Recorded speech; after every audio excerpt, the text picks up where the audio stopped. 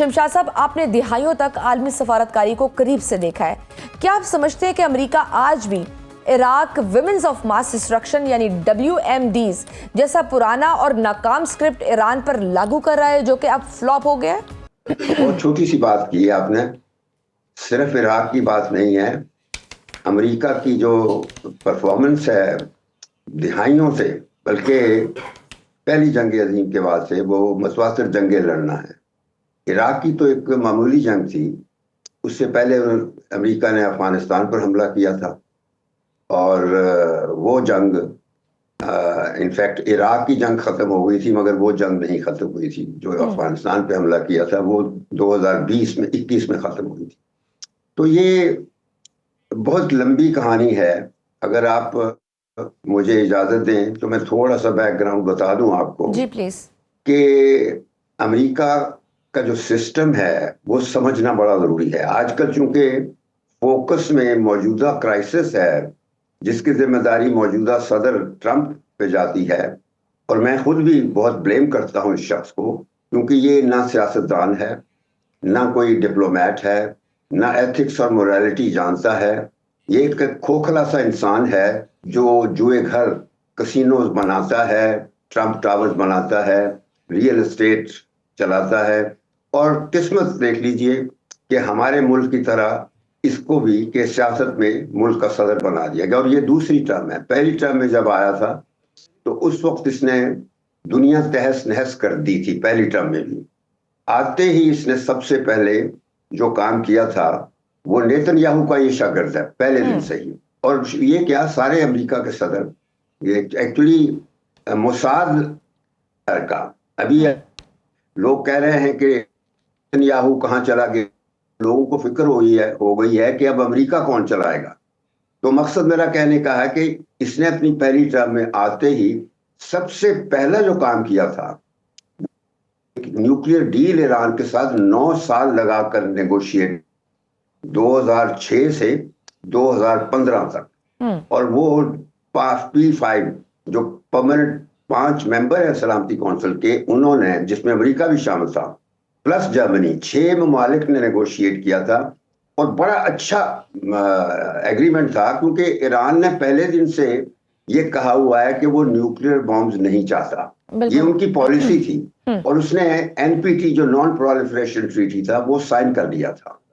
और लेकिन उसके बावजूद उसको एनरिचमेंट करना चाहता था, जो उसका हक बनता था, क्योंकि उस ट्रीटी के तहत जो मेंबर्स साइन कर देते हैं नॉन प्रोलिफरेशन ट्रीटी, जो यानी कमिट कर लेते हैं कि वो बम नहीं बनाएंगे, तो उनको इजाजत है, उनका इनएलिएनेबल राइट है, जिसको जिस तरह सेल्फ डिटर्मिनेशन का इनएलिएनेबल राइट होता है, उसी तरह ये नॉन प्रोलिफरेशन वालों को के लिए एनरिचमेंट का भी इनएलिएनेबल राइट है कि वो एनरिच कर सकते हैं। तो वो मुआहदा किया गया था, ईरान को जकड़ दिया गया था, कंडीशंस में, सैंक्शंस में पहले से लगाई हुई थी। तो वो सब चीजें करके अच्छा मुआहदा हो गया था, दुनिया बड़ी सेफ महसूस कर रही थी। और मैं बल्कि 2003 से कहा करता था कि ईरान के साथ कभी जंग अफोर्ड नहीं कर सकता, क्योंकि ईरान के साथ जो जंग होगी वो दुनिया की मईशत को चोख कर देगी।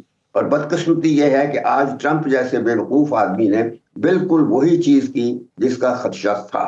और वो पहले इसने आकर वो डील क्रैश किया, और फिर फौरन बाद इसने ये पहली टर्म में 2017 में गालिबन वो किया, आया था जनवरी में, और उसके बाद फिर 18 में इसने जो जेरूसलम है उसको कैपिटल इसराइल का रिकॉग्नाइज किया, जो कभी किसी अमेरिका के प्रेसिडेंट ने नहीं किया था।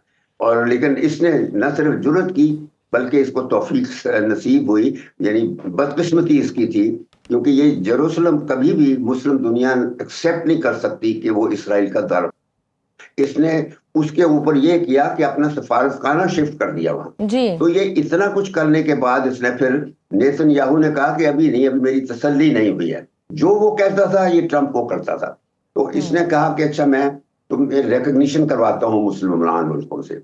तो वो फिर इसने किया, कुछ मुसलमान मुल्कों ने रिकग्नाइज कर लिया, सऊदी अरब ने भी कमिट किया था उस वक्त, लेकिन फिर सऊदी अरब के अंदर से मुखालिफ की वजह से सऊदी अरब कमिट ना कर, अपना रिकग्नाइज ना किया।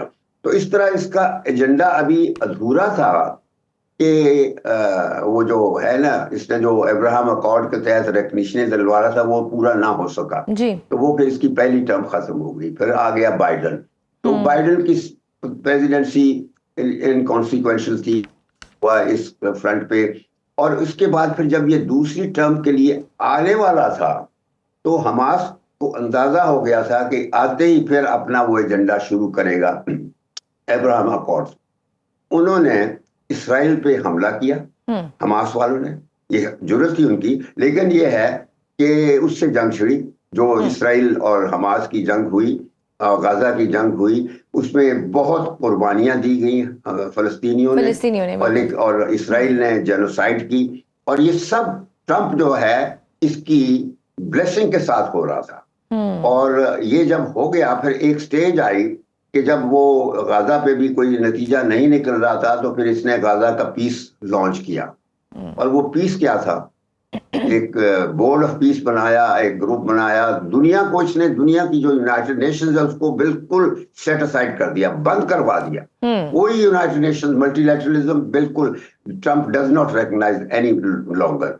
तो इसने ये काम किया कि बोर्ड ऑफ पीस बनाया और उसका अपना चार्टर बनाया, यानी जिस तरह यूनाइटेड नेशंस का चार्टर है। जी सर, इसमें तो कोई डाउट नहीं है कि वियतनाम से लेकर अफगानिस्तान तक अमेरिका हमेशा इंसानी हुकूक का नाम लेकर दाखिल हुआ और तबाही फैलाकर निकला। क्या हालिया ईरान इसराइल कशीदगी भी इसी सिलसिले की एक कड़ी है, या आप समझते हैं कि ये जंग तवील नहीं होगी?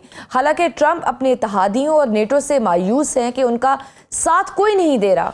मैं खुद तवक्को कर रहा था कि मिडिल ईस्ट में जंगें आमतौर पर इतनी तवील नहीं रही।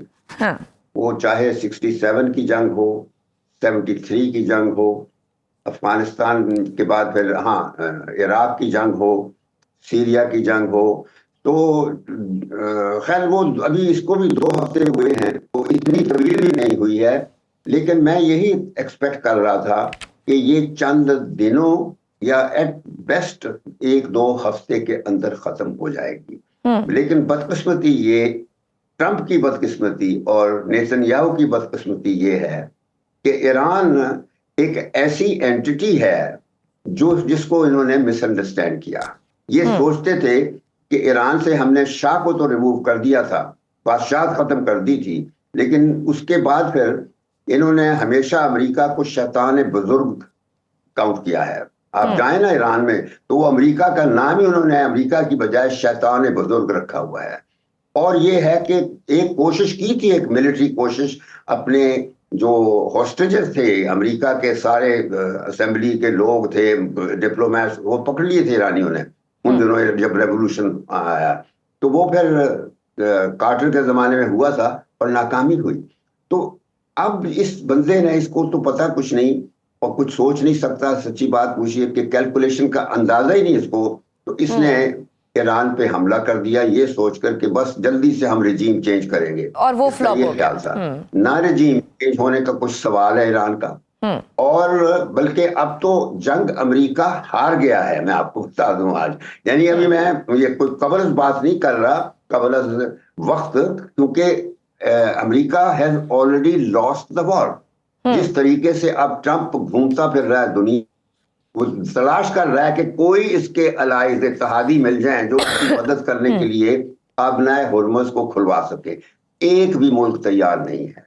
यानी सारी दुनिया जो है वो इसकी इस बात से नाला है कि इसने जो ये जंग चढ़ाई की थी वो किसी को पूछे बगैर, ना किसी मल्टीलैटरल बॉडी की इजाजत से, जिस तरह इराक की जंग जो थी वो भी खैर बगैर इजाजत से थी, मगर अफगानिस्तान पे जो जंग की थी वो यूनाइटेड नेशंस की इजाजत से की थी, रेजोल्यूशन 1723 या क्या थी रेजोल्यूशन। तो इस किस्म की हरकतें जो की हैं इसने, उसकी वजह से आज ये बहुत तन्हा हो गया है।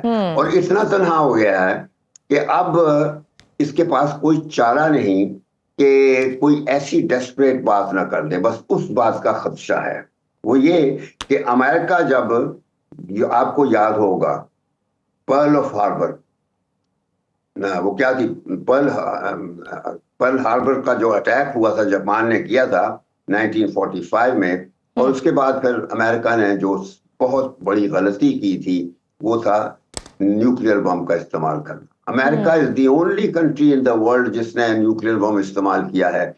और हजारों लाखों बंदे जो थे वो अफेक्ट हुए थे उस बिल्कुल। ट्रेजेडी से। तो सर और अब ये बेवकूफ बंदा जो बैठा है, मुझे खदशा यही है कि ये ट्रंप जो है, ये नेतन्याहू की जो ब्लाइंड फॉलोइंग है उसकी वजह से ये कुछ भी कर सकता है।